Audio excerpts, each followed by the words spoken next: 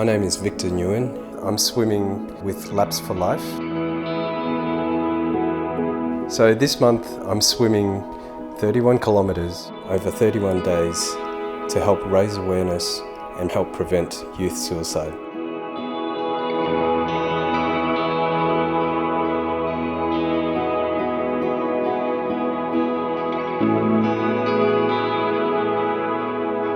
Laps for Life, an Australian organisation, provides support for young people experiencing mental health issues.